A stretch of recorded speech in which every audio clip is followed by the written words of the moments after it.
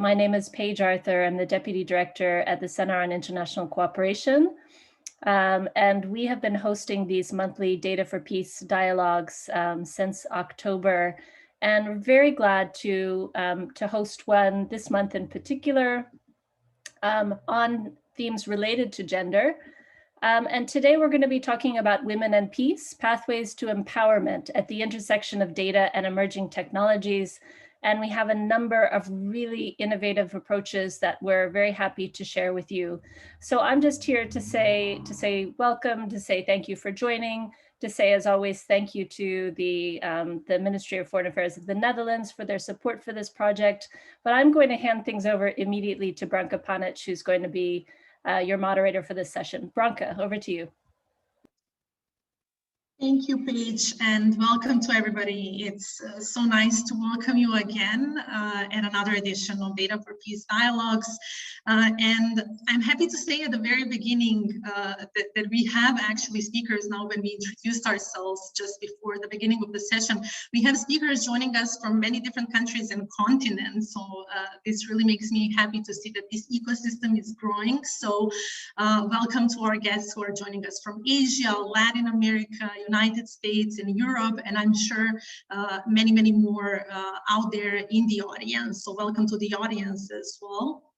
As Paige said, we decided to dedicate this March topic to specifically women and women empowerment, just to mark the end of this month, Women Month, so to say. So we want to use this session to recognize that there are really significant efforts already made that focus on women empowerment in the peace and security sector, as well as in empowerment of women directly affected by conflict and violence. And I'm happy that our speakers will be talking to this today as well. And this session is also an opportunity to see how emerging technologies, or some of the emerging technologies, can contribute to this process of empowerment. So digital technologies have been used to collect relevant data, to share and create better information, to achieve transparency or increase awareness about certain issues, to increase women's representation and participation in decision making, and many other things that our speakers will mention that they covered through their research and their work. And this webinar will cover, so our idea was to really showcase some positive examples, but also to reflect that much more needs to be done. And we also want to emphasize that we are not talking only about empowerment at this webinar.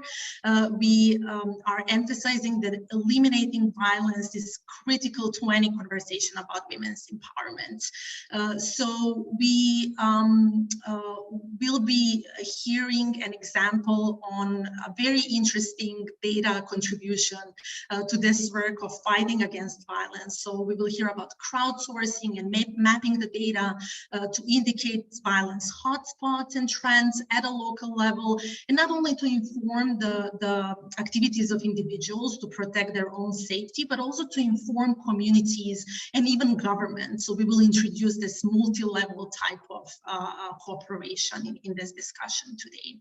And we will also talk about more combination, a sort of a traditional data and new data forms for effective arms control with this gender sensitive perspective. And we will look into gender actually as an opportunity or sometimes a missing part of arms control strategies. We will see also some really powerful and interesting data visualizations on gender and arms control, and see how these kind of visualizations can actually inform policy and mobilization. So this is just a short teaser and introduction to the things that our speakers will share today. So I will not take any more time. I am again thrilled to introduce all of you and to welcome all of you again. So welcome to Dana Landau, who is a senior researcher and research coordinator at Swiss Peace. Andreas Hirblinger, who is a postdoctoral researcher at the Center on Conflict Development and Peace Building at the Graduate Institute of International and Development Studies in Geneva. Welcome to Elsa Marie de Silva, who is a founder and CEO of Red Dot Foundation and who is joining us here as a person who really led this amazing work of Safe City Project. And welcome to Catherine Aguirre Tobon, who is a researcher at Igarapé Institute based in Brazil. Catherine is joining us from Colombia, and Catherine is also a member of Gender Equality Network for Small Arms Control. And also joining us here is our colleague from the Pathfinders program. So we are really happy to make this connection with another a flagship initiative of NYU CIC. So Catherine will be telling you a little bit more about this work as well. Just the final housekeeping rules for our audience. Feel free to type your questions and comments in the Q&A or chat session. We will start by giving the floor to our speakers to introduce their work first, and then we will come back to your questions and comments. I will pass the floor to Dana now. Welcome, Dana. Great. Thank you very much, Branka and Paige, for the introduction and for the invitation. And really pleased to be here and meet the fellow speakers and hear about all this exciting research. I'm sharing my screen. I hope you can see it well. There we go. Yes. So exactly. So this is based on joint work conducted together with Andreas Hirblinger. He will expand on more in a little bit. The question of digital inclusion in peace processes and whether that is a pathway to women's empowerment. So I will very briefly present some of this research on inclusion in peace processes, which I conducted jointly with Andreas Hirblinger, where we really set out to critically examine the research policy and practice of inclusion in peace. And so there we go. Now, this is, I just have to warn you, I will discuss some of our findings as they relate to women's inclusion, focusing on how women's inclusion has been framed in policy discourse and highlighting some of the tensions, potential risks that we found there. And Andreas will then continue with some of his more specific research that he has conducted on digital inclusion in particular, which links to the theme of the overall series here. So bear with me if this is a little bit less on the digital side, but I thought it's maybe a good opening to sort of frame this discussion. And so inclusion, it will not be surprising to any of you here, is a very prominent theme when one talks about peace in the practice sphere, in the policy sphere, and also in research. But I thought we could maybe just start off by asking, how might inclusion actually relates to peace? And in this project that we conducted, it was based on literature review, of course, but also a content analysis of UN documents on mediation and peacemaking, so various guidance notes that had been produced, normative frameworks, and so on. And we really asked, so what are the rationales put forth for inclusion? Why would inclusion be important? And very schematically, broadly, identified three rationales for inclusion. One being inclusion for legitimacy, to make a process more legitimate. You create a broad-based support for peace by including a range of different actors. A different kind of rationale would be to say inclusion is for empowerment and protection. So one includes marginalized groups specifically because being part of the peace process can empower and protect them. And we will come more to that in a second. Or maybe inclusion for conflict transformation. So one includes all relevant actors in order to transform their relationships and thus transform the conflict. Interestingly, we conducted a number of interviews with senior mediation practitioners, mediators, and mediation support actors who had been involved in various UN-led peace processes in the last 2 decades. And we actually found there that sorry, there we go. We found there that very often among the practitioners, actually inclusion is equated with women's inclusion. So people hear inclusion, they already think about women. Of course, there's also other actors, but there's this widespread equation of inclusion with women's inclusion. And this is, of course, again, not surprising to many people here, probably due to the Women, Peace and Security agenda and the normative frameworks that brought forth. So we have the UN Security Council Resolution 1325 and the follow-up resolutions that, as I'm sure all of you here know, calls for increased participation of women in conflict prevention, management, and resolution. And we celebrated last year the 20th anniversary. And this states very clearly that equal participation and full involvement of women should be guaranteed in all of these efforts. And at the same time, the resolution, of course, highlights that civilians, in particular women and children, account for the vast majority of those adversely affected by armed conflict. And so the maintenance and promotion, I quote here, of international peace and security requires the protection and full participation of women and girls. And in this slide, I have highlighted with the italics the words protection and participation, because I think therein lies some of the potential pitfalls. So the agenda makes this link between women as being in need of protection and their participation in peace processes. And sort of taking a slight step back in our research, we wanted to look into what this means and where the opportunities and risks are in that framing. And so, of course, as others, many feminist scholars have highlighted, that this agenda has brings with it an implicit essentialization potentially of women as both vulnerable and peaceful. And this type of framing of women, as several scholars have argued, it may obscure women's actually heterogeneous identities, as we know that women play different roles both in conflict and in peace.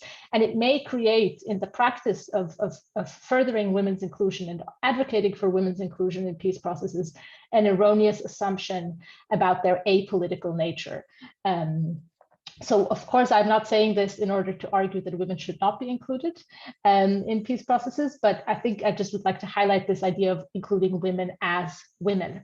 And so very simply, schematically put here, because we don't have a lot of time, I see in this, we have identified in this a couple of opportunities and risks. And of course, there is an opportunity in this because essentialization can be used to advance changes in the distribution of power. And this goes back to Spivak's notion of strategic essentialism. So the case for pushing for the inclusion of groups based on specific identity traits can be made by drawing on this strategic essentialism concept, where the existing differences within a group are strategically downplayed in order to achieve an emancipatory larger goal. So the differences between women are downplayed.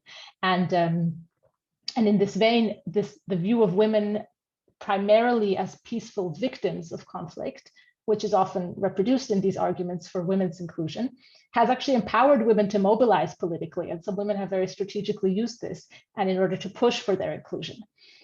And the argument can also be made that only having women at the table will guarantee that certain specific objectives are achieved, and that should not be disregarded. However, this type of framing, of course, also reaffirms traditional gender roles that have precisely marginalized women in political life, and this can have disempowering effects. So we would argue that it is important not to reaffirm these traditional gender roles that see women as, for example, apolitical or not as parties to the conflict as such.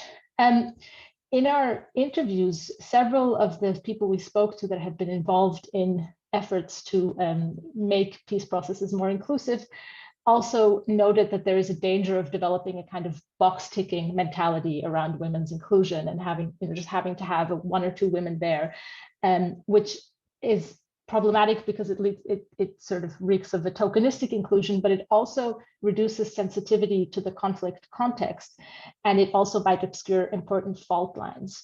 So here, the concept of intersectionality is important, that of course any woman who partakes in the peace or political negotiation process will also have a position in other existing power relations related to class, race, etc.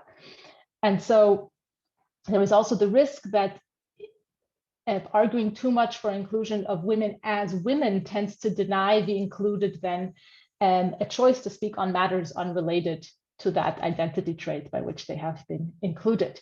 And most notably here is the very, very frequent equation, even in some policy documents from the earlier days of this agenda, of gender expertise with women. So it again puts the onus that women are tasked with providing gender expertise, which we know is not exclusive to women. So these are just some very basic reflections. I would like to mention that again, because I'd love to go back into them in relation then to other questions that come up with the digital means of doing this important work. But maybe just to refer back to the beginning of my presentation about rationales for inclusion, I think we would argue that it is important to ask that question of what's the overarching purpose of inclusion. And any kind of intervention or policy that tries to enhance women's participation or inclusion, be that digitally or not digitally, should ask these questions and keep some of these risks and opportunities in mind. And with that, I will end. I hope I haven't gone over time, and Andreas will tell us more about digital inclusion. Thank you so much, Dana. This is great. I will just mention that you are also the author of this strategies of inclusion in peacemaking paper, actually co-authored by Andreas. So in a way, you are joining us today as a team. So thank you very much for actually giving us a start with this conceptual and theoretical reflection on inclusion, which is really important part of today's topic.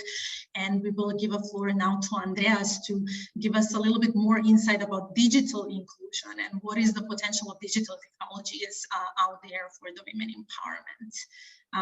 Andreas, the floor is yours. Yes, absolutely. Thank you very much, Branka. And Dana, thank you so much for succinctly summarizing our research. I absolutely couldn't have done it as well as you did. And it's quite nice to kind of front load all the kind of critical questions first, and then I can, follow up with some more kind of applied descriptive research findings here. So after we've written that article on inclusion, the kind of digital inclusion agenda emerged among kind of peace mediation community. And so I had a 1-year USIP funded research project on that question, asking how can digital technologies be used by peacemakers specifically to enhance inclusion. But I wanted to draw obviously on our critical discussion of kind of these rationales of inclusion. Just to start with, obviously we do not have to delve into definitions way too much, but here is kind of how the UN Guidance on Effective Mediation in 2012 defined inclusivity, referring to the extended manner in which the views and needs of conflict parties and other stakeholders are represented and integrated into the process and outcome of a mediation effort. Now, what's striking here for me is that it doesn't require anyone at a table. No bodies need to be kind of grouped around a negotiation table necessarily, or in a kind of a room where consultations are held. We can do inclusion and we can reach inclusivity through digital means, basically through the collection of data, right?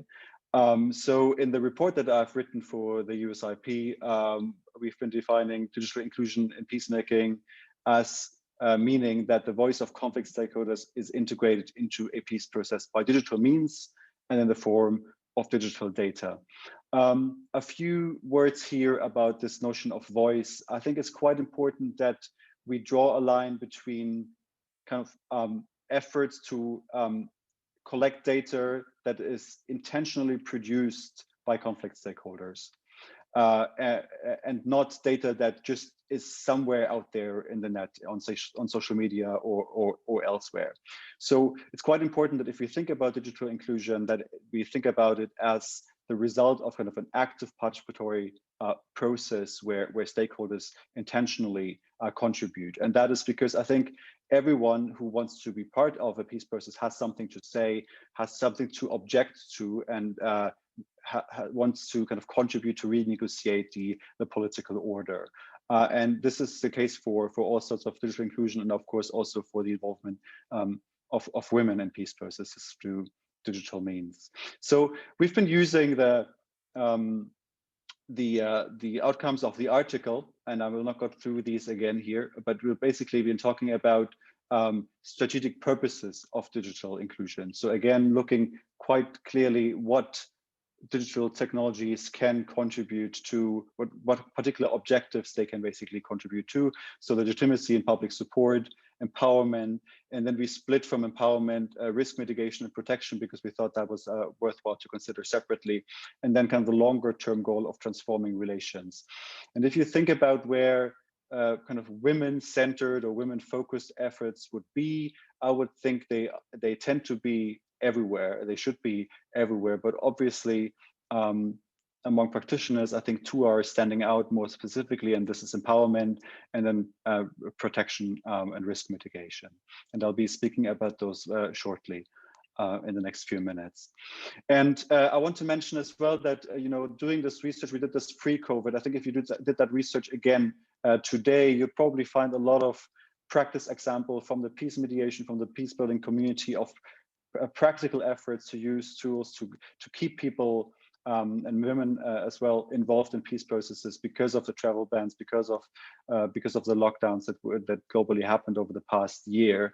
But actually, pre-COVID, it was quite difficult to come up with a lot of empirical evidence about what's really going on in the peace mediation, peace building community. So what we did is we tried to look at the development fields, the humanitarian fields, and also just like political participation more generally, to kind of distill lessons learned from these fields and kind of translate them to peace building and to peace mediation specifically. So we learned from these fields and came up with kind of a typology of different functions and outputs of technology that then contribute to each of these particular strategic objectives. And if you want to learn more about this, I recommend reading the USIP report and also looking at our website later. So talking about empowerment, it's quite a range of activities that can be maintained and can be carried out with the help of technologies. And it starts really with just building the capacity for people and for women to participate in peace processes. And that really starts, and during COVID, I think that became very evident. It starts with things like handing out data vouchers to civil society organizations that don't have the resources to participate, or kind of with a broadband connection. So, but it also links with like longer term efforts, development efforts to really increase connectivity of women and other marginalized groups, or basically just everyone really who wants to have a say in a peace process. But it would be very short-sighted to think that this is sufficient. So I think there's many other things that would have to happen. And this is obviously not a conclusive list, but for instance, obviously technology has been increasingly used to strengthen the representation of marginalized groups and of women in decision-making processes. Obviously, e-voting is a big thing in the US and is a difficult topic, right? But also when it comes to really having a say in public consultations, there's a lot that can happen. During COVID now, we have seen, for instance, various initiatives that used WhatsApp for online consultations to collect views, but also Zoom meetings, etc. Can play a role here. I think it's also, when we talk about empowerment, I hope somebody will pick this up later. Very often, this should be thought of kind of as a bottom-up kind of self-driven process, right? So this is really something that happens through the work of social movements, political movements, groups that give themselves that agenda, right? So a role that peacemakers can play is also to just really tap into those movements and help them coordinate and collaborate and mobilize for what they want to achieve. But there's no doubt also that there's really no shortcut. So in the longer term, obviously, when you talk about empowerment, particularly when it comes to matters of gender relations, gender equality, these are associated with kind of normative and value changes that have to happen. And here, particularly on social media, for instance, various initiatives have been emerging, feminist initiatives that really try to change how we talk about women and men and their relations, and so on. And this is really kind of the longer term process that can't be, done within a year or two. It's we all know we're in for the long game. I don't have examples, and I'm very happy that we have two more speakers who will be diving into really like kind of real world case studies. But I just want to mention on the website digitalpeacemaking.com, we do have a couple of use cases that you can look at, where we've basically been building hypothetical use cases that are kind of like extrapolated from the experience that we have gathered. So for instance, in this case, the idea would be to have a tool that helps to collect how groups speak on social media about the conflict, and one could, for instance, do this particularly for women and really try to gather their voice on social media. But then, of course, you want to do this in a participatory manner. So you do want to have some active involvement of women's groups who then use that information to do something with it. Going on very shortly, I wanted to mention risk mitigation protection. Very often this is when it comes to kind of from the technology point of view, this is very often thought of as something related generally to kind of conflict early warning systems, and not really being close to kind of the heart of peace building. It's also something that happens increasingly, early warning systems happens in peacekeeping missions, but I think there is also, and we'll be hearing about this in a minute, a place when it comes to, protecting women's security and well-being. And here again, we have a use case on the website called Digital Civilian Monitoring of Security Incidents, and this could be easily, tailored to particularly serve kind of a feminist or women's agenda. Now, I do want to say that, what the research that we have done was not particularly just focusing on women and essentializing women as a particular stakeholder group. I think it's quite important to really look at the bigger picture, and that's what we've done with this research. And then obviously now actually would be the time to think about the longer term goal of, transforming relationships and working with this, but maybe this is something we can come back to in the Q&A. So I'm stopping here and I'm handing over to the next speaker. Thank you. Thank you, Andreas. Just a quick note and to give time to Elsa to prepare.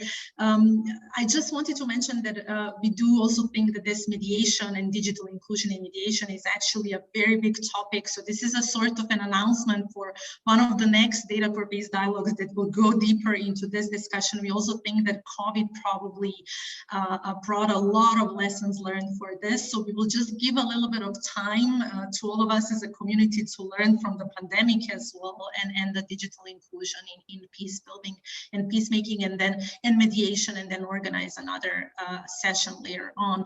Thank you, Andreas, so much for giving us this overview of different types of digital inclusion. And now we will have a chance to actually hear a real case study, so to say. So I will give a floor to Elsa Marie to share with us this really interesting example, which is now not only based in India, but based globally in different countries, Safe City Initiative. Elsa Marie, the floor is yours. Thank you, Branka, and it's my pleasure to be here. It was really interesting to hear the previous speakers. And I think, I can, whatever they said makes a lot of sense when you listen to what I have to say. So basically, I'm based in India, in Mumbai, but Safe City, the crowd map, is a global reporting platform for sexual and gender-based violence. I started this about 8 years ago in response to a horrific gang rape that took place on a bus in Delhi, where a young woman lost her life. And, at the time I was in the corporate sector in my little bubble. I was in the aviation industry. I headed a department where we used a lot of data. My role was to plan the route network, and I was constantly using data. And so when this incident happened, it opened a can of worms, so to speak, where everybody was talking about this particular story, but it was triggering a lot of memories of what women were experiencing. I remembered my own stories.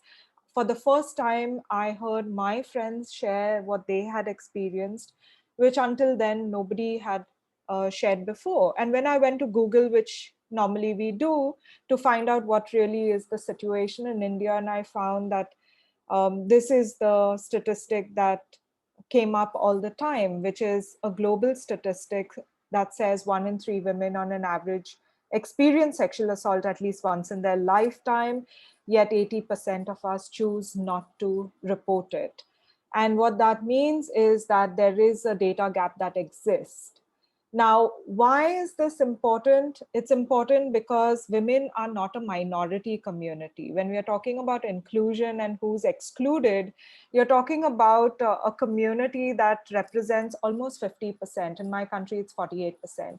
And under our constitution, we are actually guaranteed a right to equality, a right to life, a right to live with dignity, etc., etc. We also have one SDG which talks about gender equality, and in that there's ending all discrimination and all forms of violence.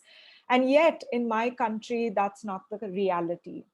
If you take our country's reporting, my country, India's reporting on SDG 5 and 11, which the arrows point to, pretty much the entire country is performing below average as per our own reporting. We are a subcontinent.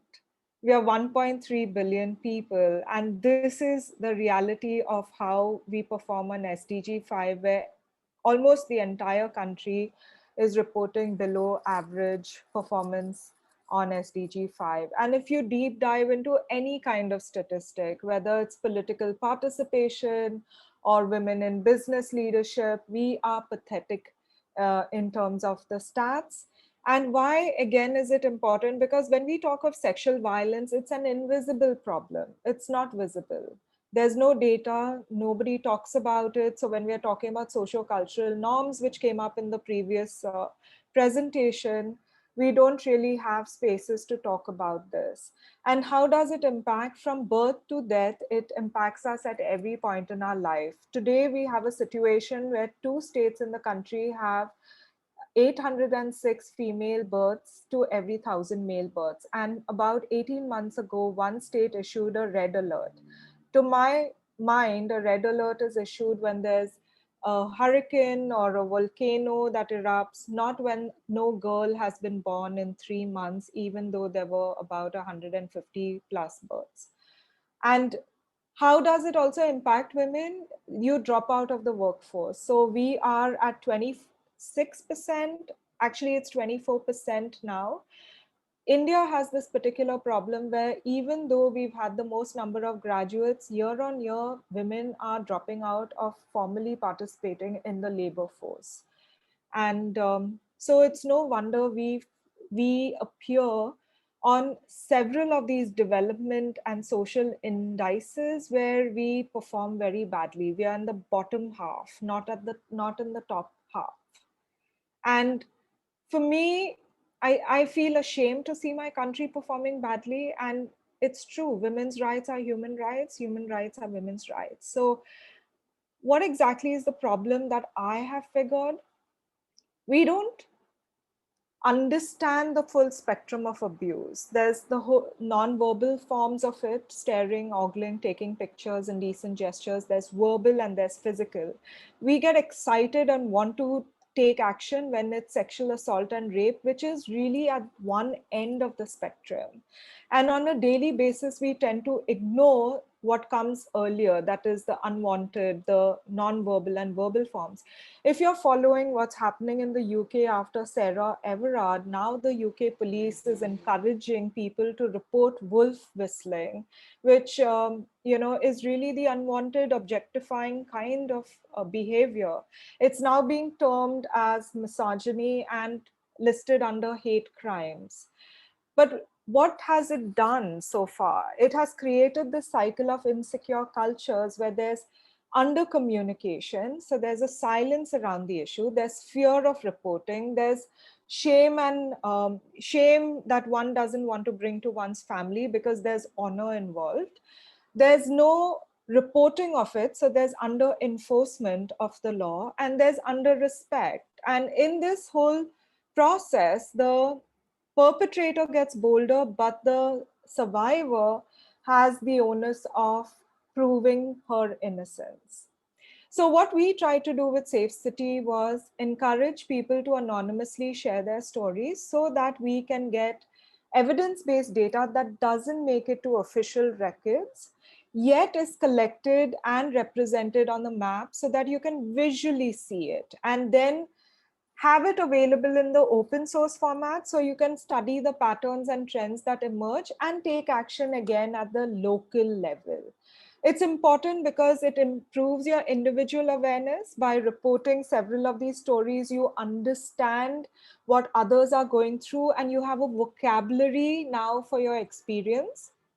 Second is, we are all part of communities. Can we engage our communities to have our back and to take action? Because when you went with your individual story, often the spotlight is back on you to say you were in the wrong place at the wrong time, doing the wrong thing, you caused it to happen, etc., etc. But no one can dispute if you went with 21 stories or even 100 stories. And then institutional accountability. So all these bubbles are really stories, and you can zoom in right up to the street level. It's important because in my country, crime data is not available at the granular level. It's not available in a format that you can make sense of. And if you were to ask for it at a police station level, you'll have to make what is known as a right to information at every single police station, which is not possible. So how do we use this data? We live in the digital age where we are constantly making decisions based on peer reviews. Think about TripAdvisor, Yelp, Goodreads, and so on and so forth. Why can't we learn from each other through the reporting of these stories? And they are anonymous. And therefore, we can make better choices for our own safety. It's not about avoiding areas. It's more about being situationally aware so that you can have a faster, more effective response to what's happening around you. There are three ways that one can respond. You flee the scene, you fight back, and you freeze. Most often women and girls freeze. And that's also social conditioning. Could we, with this kind of pre-information, have our toolkit of strategies to respond and help us deal with it in a more effective manner? Again, I know it's the onus on the person, but I would rather be comfortable being in control rather than have somebody else be responsible for my safety. And then communities. What's the role of communities, and why can't we spoke about mediation and trust building, and we found that actually using evidence-based data in communities and with institutions helps build trust between individuals and communities and institutions, especially those like the police. And then what is the role of young men, for example? We found that young men respond well to data, and they want to be part of the solution, but because there's a silence around the issue, it's hard to engage them. And if you presented them with a platform to engage, they actually are happy to be peer educators and start challenging the status quo. But we don't talk about it, and there's not enough discussion around it. Similarly, with low-income communities, with rural communities, by giving them access to this data, they can speak from a position of power and demand their democratic right for safety. And of course, working with institutions like the police, but also railway authorities, civic authorities to fix broken infrastructure. Because once you have the information, why is it happening in this particular location, you can deep dive in, actually study the physical space of what is contributing to this violence. And most often it could be that it's a comfort zone of the perpetrator, which again could be related to infrastructure, which in my mind is sometimes easier to fix and cheaper to fix whilst you work on the long-term goal of behavior change. So we've got a lot of data, the crowdsourced data. Most of them have come through the workshops that we've done. So we spoke about participatory methodology in the previous presentation. This is very participatory because we ask the community to collect the data and use the data and design their own solutions because they need to decide what works for them. And some of the ways that they've used data is use art at key locations where maybe staring is occurring or some kind of crime is occurring. They've used art to address it because it's hard to challenge patriarchal culture directly, but through these walls, which we call talking walls, which are in strategic locations, they can do that and demand accountability from their community. Representations like the ones in the pictures that I showed you are very effective, and so on and so forth. I'm going to stop here, but I'm happy to take questions. And I just want to let everyone know that what I've learned in the last 8 years is that data is really powerful. It makes the invisible visible, and you don't always have to have access to the mobile phone, but if you have access to the data that is collected through your community, you can ask for your rights. And we've seen that happen. Thank you, also, Marie. This was really motivating as well to see how data can be empowering for both individuals and communities as well, so on different levels. And also thank you for showing us how we can actually think about alternative ways of maybe tackling this problem of data gap. We announced this is a really important part of our discussion today, how to actually, make or find a solution for this problem of gaps on different levels, not only gender gaps, but gender gaps as well. And you gave us a good transition to the next speaker as well, in terms of this combination of traditional approaches and the importance of stories as well, not only data, but combining this with more, so to say, I will not say modern, more technological approaches as well. So Catherine, this is an introduction for you to tell us a little bit more about your work and to share with our audiences as well your work with Pathfinders and the new paper that has just been published. So we'll share this in the chat as well, and tell us a bit about your work based in Latin America. How do you connect with this topic? Catherine, floor is yours. Thank you, Branca. And it's very exciting to continue with this flow that you prepared. It frames very well what I am going to discuss, that is the need and the power to introduce not only gender in general policy interventions and the use of innovative tools. And just what we saw is just inspiring and challenging for me to continue after you. So sharing here my screen.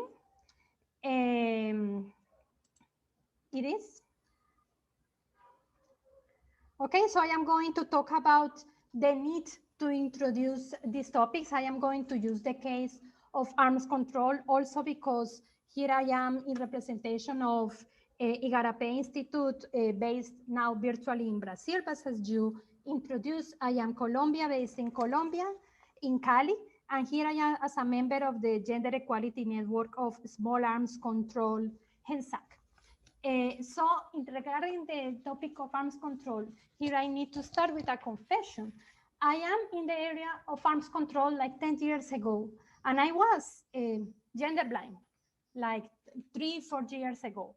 And now, only now I can recognize how gender was the real missing part and how the introduction of gender is a powerful way to really implement effective interventions. If we were missing the gender part, we were missing all the topics related with masculinities and normalization of violence in awareness campaigns. We also missing the power of the integration of indicators of women at risk of domestic violence and sexual violence. So it's not a need, it's not because it's in vogue, it's not because in all the projects request to include gender, it's because gender is an opportunity. So considering this, I want to introduce here an action paper on gender responsive arms control, recently launched an updated version by HENSAC that across many interventions to accelerate the action to global violence reduction we consider data, complete and disaggregated data, as a central point of this effective programming and evaluation. They have some cases that are very important, including the Global Violent Deaths database of a small survey that has disaggregated data on homicide and introduced information on feminicide. It has disaggregated data, for example, on interpersonal, interpartner violence and domestic violence. We also have an online resource library called Gender and Disarmament Database of Richard Critical Will. And we have a specific module on gender, on the gender nature of small arms and light weapons, and the need to include gender-specific violence in the UN Modular Small Arms Control Implementation Compendium MOISAC. So, of course, you are going to put the link of the action paper that is very important to you to check. And just to close here the topic of arms control, I want to highlight there are some central points on the integration of gender and data on arms control programming and interventions. The first one is to consider that a gender perspective is not only to have disaggregated data. Sometimes we consider that just adding sex as a variable on homicide data that is enough as weapon, type of weapon, age. No, it's just not a variable, it's a perspective. It's starting considering the comparable risk, the proportion of women on LGBT population, on crime rates, is highlighting, identifying the real risk of people on the crime data, is developing evidence on the real causal mechanisms of arms and gender of domestic violence. This information is kind of available, for example, for the states. We have a lot of documentation and papers showing that the risk of a woman to be killed at home sometimes could increase in 500 times, but we don't have any of this evidence in Latin America, in the countries where we have the highest levels of violence. And we don't have these tools, we don't have this evidence to push for this intervention. We need to drag this international evidence that sometimes is not a powerful message. We need to develop evaluations. We need this data that we talked before to develop these evaluations, but it also needs to work more in other type of sources. For example, the register of license of weapons, to cross this information, for example, with possible perpetrators, and then with this integration, we could develop early warning system for the prevention of sexual and domestic violence. For example, to develop interventions such as the seizure of the weapon and the prohibition to carry weapons for possible perpetrators. So this on the arms control.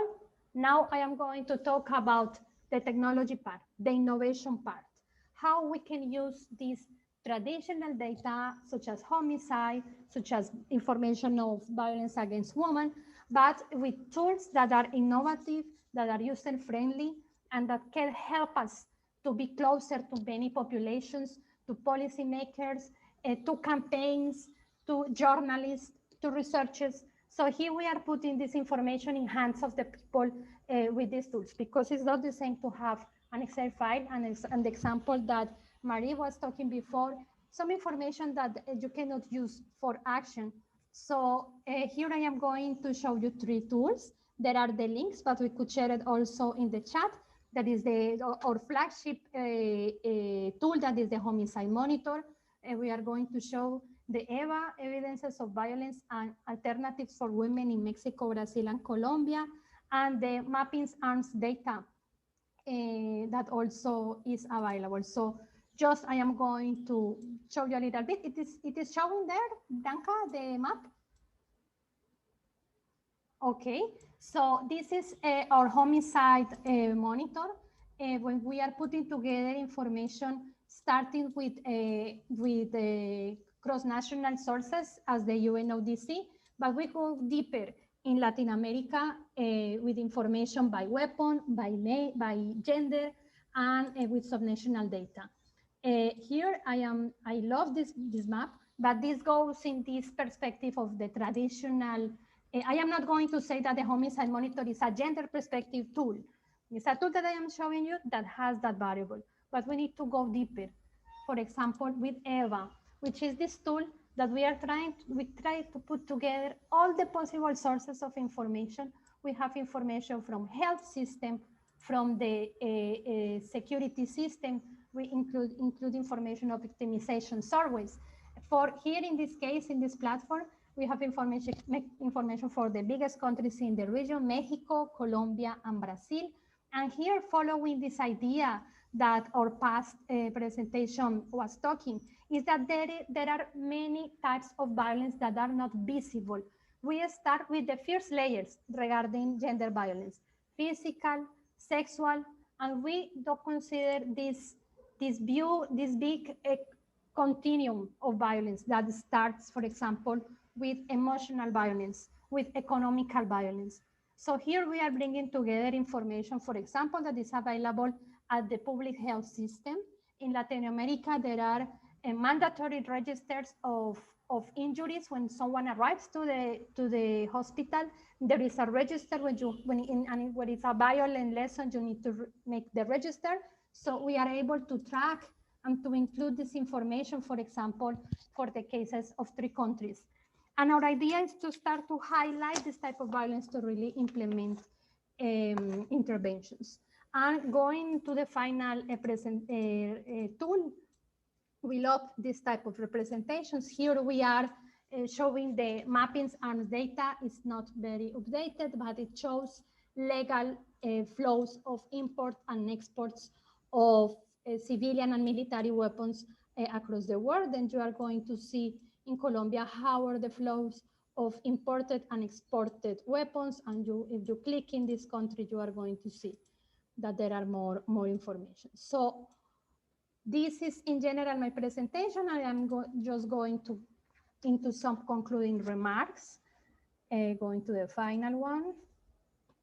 If I do, if it starts again. Okay, there are not too many. So it's just this concluding remarks is that gender perspective is not only adding this sex gender variable, is to really have a gender perspective analysis to the information. Second is that forms of violence that are not very visible need to start to be measured.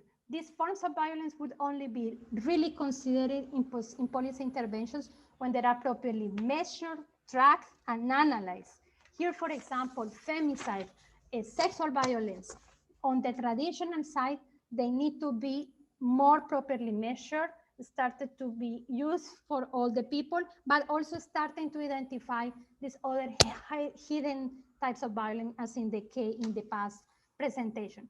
And finally, this discussion that I was trying to push.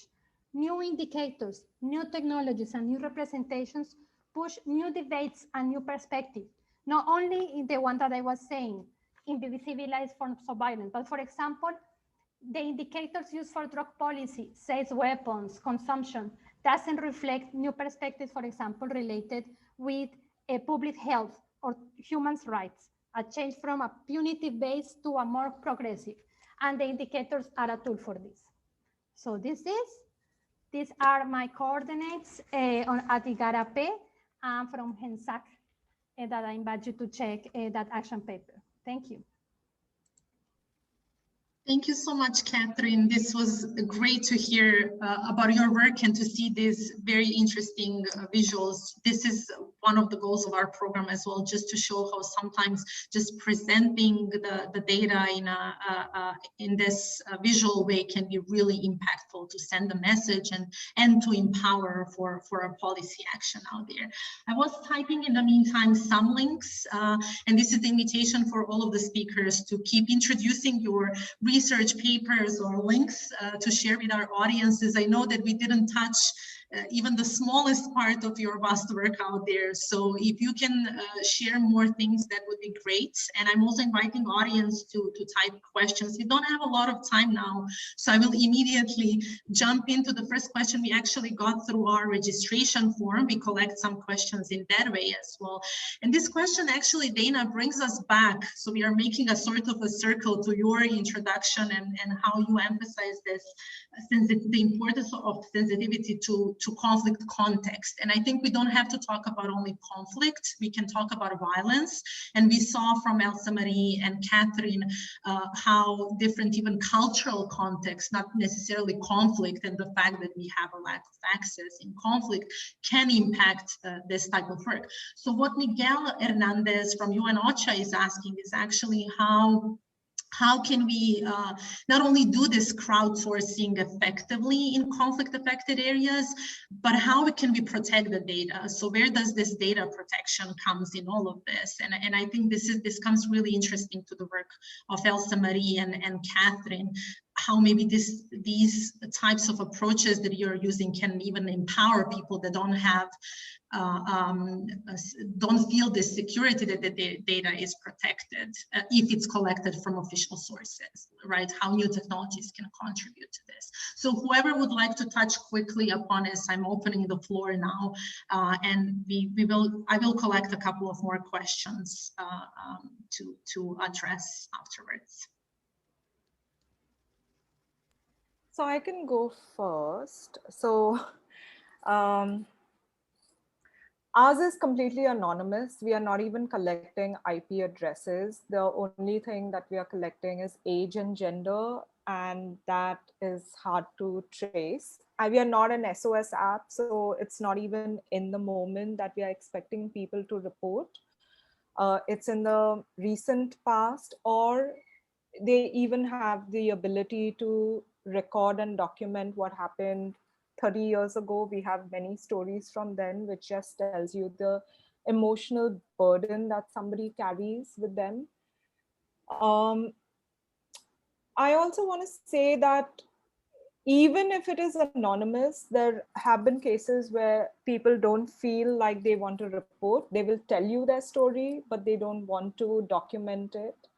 But those who document it feel a little bit cathartic. And to me, that's the first step in seeking help, because, you know, it is trauma that you're walking around with.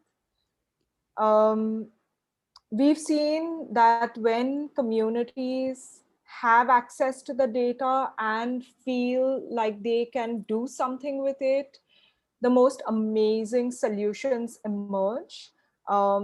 Things that we may not have spoken about as well, or even going into a community, trying to talk to them about, you know, what is the sexual violence. We don't even know what kind of sexual violence they are facing. If we assume it's something, it's an assumption, it's not evidence-based. But once you get even 100 to 500 reports which are disaggregated at that location, you can try to see what are the top 3 trends and encourage people to think about, okay, how do they want to solve those? And also to think about why is it happening, because that's where the dialogue comes in. If we don't talk about these issues, again, it becomes a woman's problem, when it's not a woman's problem, it's a societal issue. And we've seen that men claim ignorance because of the silence. They say, oh, we didn't know it was happening. But now confronted with this kind of information, they cannot deny it. And in most cases, they do want to help. So I feel that this is preventive work. It also is non-confrontational in that sense. About women and technology, in many cases, women don't have access to their own devices, even in urban areas. There could be a literacy problem, and there could also be a lack of internet connectivity. So technology should be an enabler and not a barrier. So we have thought of various ways to include their voices. So we have a missed call facility in India is where somebody calls a number, it gets disconnected, we call them back and get their story. The other one is talking boxes, which we learned from our partner in Kenya in Nairobi. She, even before she met us, she used to place these boxes in schools where children could leave notes. What we brought to the partnership was digitizing her data and helping her look at it as patterns and trends. And we took that back to our communities where they didn't have access. So one person that they trusted would upload those reports, or it would be the partner NGO in the community that would have that access, or they could make a device available for these people to go and document. So you can think of multiple ways to include them, and it should also come from them what is comfortable to them. What we are providing is a platform that they can use to crowdsource their data and access open source data. And also for the partner NGOs to use data in their own work, which strengthens their programs. So for example, in Kibera, Google Maps don't work. So there are no street names, but we were still able to help cluster the data based on descriptors, the big mosque, the pink building, etc. And that helped our partner to strengthen the work she was doing. She engaged religious leaders. Police are not always the solution. So thinking about who else can you get into the room to solve the problem. Getting planning authorities at the city level to think about it, because often they plan cities with none of these perspectives. Most of them are men and it's not their lived experience. So how do women navigate these spaces if they've never been? So when we talk of inclusive cities, how are we even talking about inclusion when somebody has designed it without 50% of the population in mind? So I hope I've answered those questions. That's a very good point, Elsa Marie, and how much the design feeds into all of this, including the collecting of data. And I think you partially referred also to Kate's question in the chat. You can also engage directly in the chat just to save a bit of time. So you talked a bit about this of how we can get information without endangering women and creating even an added trauma. I think, Kate, this is a really important question and request an entire conference to be organized around this, but very important to think about when we collect the data and work on this. I will, I don't know, Paige, if you want directly to ask your question, or I can summarize it quickly for our speakers. Again, we talk, and Elsa Marie touched upon this, about barriers to women's inclusion from the perspective of digital approaches and data. So how are practitioners dealing with gaps in gender disaggregated data with the challenge of including women from marginalized communities outside of the capital and possibly outside of the digital networks as well? So maybe, Catherine, would you like to respond to this question? And then I will bring back to Dana and Andreas, so you can think maybe in the meantime about, I know that Andreas was covering this a lot in his work about some challenges. We really covered a lot of opportunities. So what are the things that we need to think in this direction as well? So first, back to Catherine. Yes, no, more than a question, I think that was a powerful comment. That I am a desk researcher, I just want to highlight that the information, at least in Latin America, has improved a lot in the latest years. So at least from the administrative records, these gaps are each moment are improving.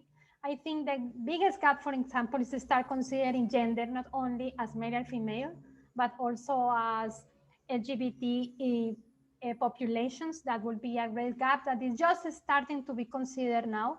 And also on the use of several sources. We cannot keep only police, but for example, in the case in Eva, I was showing you that public health is a powerful tool that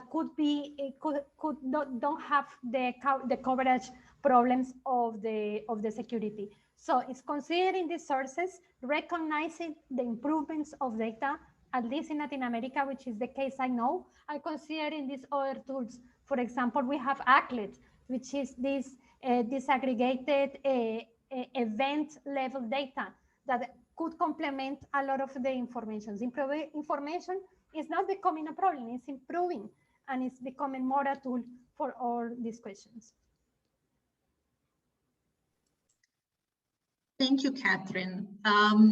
Andreas, I will give a floor to you now to maybe tell us what do we need to be careful about. I remember having this discussion with our colleagues from VBPA when we talked about inclusion through digital tools that are really amplifying the voices of communities out there, but at the same time leaving all of those who don't have smartphones, for example, for creating the discussion groups and utilizing these tools. So tell us what came out of your work, Andrea, about this, and then I will because we are already out of time, I will then give it to Dana to again make a circle and lead us to conclusion. Right, I'll be very short. I think, I mean, there's obviously a lot of things we should be careful about and concerned about when we're using these various applications. There's a whole long list in the USIP report, which I recommend having a look at. And obviously, you know, the digital literacy gap and new exclusions that emerge, that's a common theme and really something that needs to be studied better as well. Then I've already mentioned the concern with voice and kind of intentionality in these efforts. And I was very happy to see that the cases that were presented here really live up to that challenge. But maybe, and this is really, you know, also connecting to the discussion in the chat, and really you should have another webinar on this, because I think there is a challenge of collecting kind of the less visible data, right? By definition, I mean, you have media reports, you have other, you know, you have women who might come up and you know, report willingly, but many do not, and we know that. And so I think there is a question of what you can really do with this data and what you can't. And I think at the current time, obviously, you know, increasing visibility for the problems, creating awareness, and using this for advocacy, I think that's all very fair. But if you were to use it really for more kind of sophisticated early warning applications that are maybe also ML, machine learning based, then you might be cutting out a lot of kind of reality, quote unquote, that you actually need to have in the picture if you really want to develop efficient tools. And I think there is a challenge, a data challenge and a knowledge challenge that we are currently facing. And let's see how we'll address that in the next webinar. Okay, well, maybe I'll just jump in and really just again also highlight how much I enjoyed hearing the other presentations. I think your projects are really inspiring, and I also would like to second what has been said in the chat, that this framing of gender as an opportunity and not as a box to be ticked, I think is really very important. And I think they're actually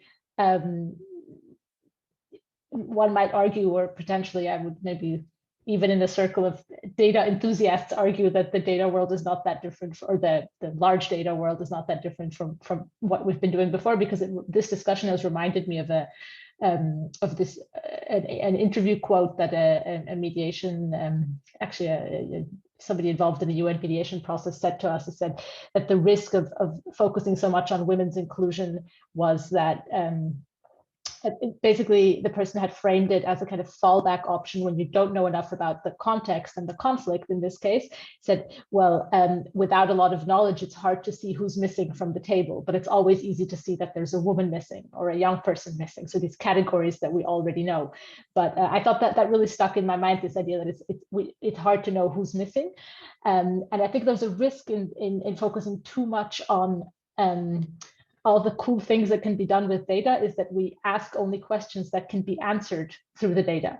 And so if we focus too much on data that can be, for example, gender disaggregated, we might be missing other dimensions. And of course, you are all aware of this. And you've, for example, Catherine has said yourself that it's important to include LGBTQ issues. And also, I think Elsa Marie's project is very inspiring in the sense of working then with the producers of the data on transforming the reality and using the data together. I think that's very interesting. And maybe a final note on this idea of, I fully agree with what you said or wrote in the chat, Elsa Marie, about creating, this awareness and a kind of infrastructure of what it actually means to share data. And I think this is true beyond these types of interventions, and we are all slightly overwhelmed with everything we share through our devices and on the internet. And sometimes the question of intentionality is in many spheres of life not clear here. And of course, we should, anybody planning or implementing such projects or an intervention should be aware of that. But at the same time,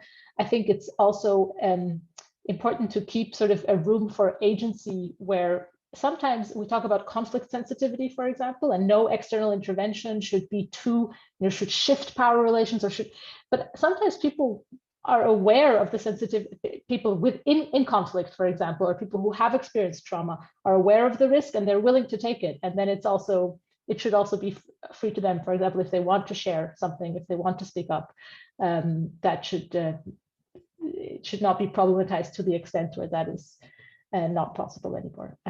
If people don't want to be anonymous, for example. But I think the main thing would have to be transparency, and so that people who use an app like that know what will happen with it. And I think that we have a long way to go in many spheres on that. This is just a couple of reflections from my side. Thank you all. Thank you so much, Dana. I think that this was a great closure of our discussion today as well. And I think we opened so many questions. We can't cover everything in 1 hour, but I think we really did a good start with this. And I would like this conversation to continue in some format. As Andrea said, we need a second webinar that we will definitely organize. But I also put the link to our LinkedIn group. So this is an invitation for all of you as our speakers and guests to join this group and to continue a conversation and continue sharing about your really important work on these issues. There are a lot of challenges, but a lot of opportunities on gender and data and empowerment. So with this, I would like really to thank you all for joining us. Thank you, Dana, Andreas, Elsa Marie, and Catherine. And thank you, Paige and Robert and NYU CIC for hosting Data for Peace dialogues. I hope to see you all next month. Thank you. Thank you. Thanks, everyone. Thank you. Bye-bye. Thank you. Bye. Gracias. Thank you.